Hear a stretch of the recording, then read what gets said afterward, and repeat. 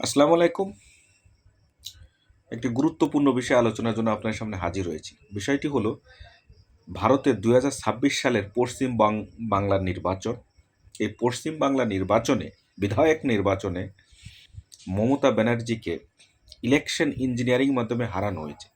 যেভাবে বাংলাদেশের জামাত ইসলামকে হারানো হয়েছে, বিএনপিকে ক্ষমতায় বসানো হয়েছে, ঠিক সেই কায়দায় এবং তার থেকে ভয়াবহ খারাপ পরিস্থিতি করে, ভয়াবহ অবস্থা তৈরি করে মমতা ব্যানার্জিকে হারানো হয়েছে। মুখ্যমন্ত্রী পদ থেকে তাকে সরানোর জন্য অনেক আগে থেকে গভীর ষড়যন্ত্র করতেছিল এই মোদী সরকার।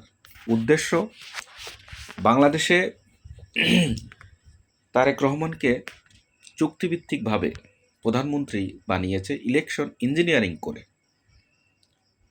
আর এখন তারা চাচ্ছে পশ্চিম বাংলায় মমতাকে সরিয়ে শুভেন্দু অধিকারী ও উগ্রপন্থী, অতি উগ্রপন্থী এই নেতাকে, হিন্দু নেতাকে দিয়ে পশ্চিম বাংলা থেকে যে মুসলিমরা আছে তাদেরকে বাংলাদেশে পাঠাবে, পুশব্যাক করবে। অর্থাৎ পশ্চিম বাংলায় মুসলিম নিধন করে সেখানে হিন্দুদের রাজত্ব কায়েম করবে। শুধু পশ্চিম বাংলা না, সারা ভারতবর্ষে তারা শুধু চায় হিন্দু রাষ্ট্র তৈরি হোক। কিন্তু মহান সৃষ্টিকর্তার কৃপায় এটা অসম্ভব। তারা নির্বাচনের পরে যা শুরু করে দিয়েছে সহিংসতা, এই সহিংসতা আসলে কাম্য নয়। শুধুমাত্র মুসলিম নয়, তারা হিন্দুদের এমনভাবে আঘাত করছে, যারা টিএমসি করে, মমতা ব্যানার্জির দল, তাদেরকে বাড়িঘর তো জ্বালিয়ে দিচ্ছে, ভেঙে ফেলছে, মেরে ফেলছে। অনেক মসজিদ তারা ভেঙে ফেলছে।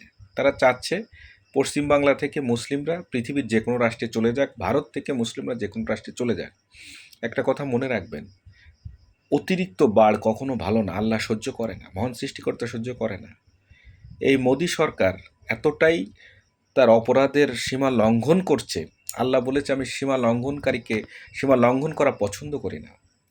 দেখবেন আগামী লোকসভা নির্বাচনে, আপনারা যারা আমার ভিডিওটা দেখছেন, যদি আল্লাহর রহমতে বেঁচে থাকেন, আগামী লোকসভা নির্বাচনে এই মোদির ভরাডুবি হবে, এটা নিশ্চিত।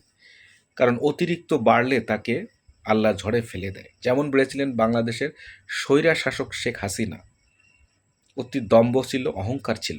ঠিক তেমনই এই শুভেন্দু অধিকারীর অতি দম্ভ, অতি অহংকার, যে কলকাতায় থাকতে হলে, ভারতে থাকতে হলে তাদের ধর্ম পরিবর্তন করতে হবে, করে হিন্দু হতে হবে।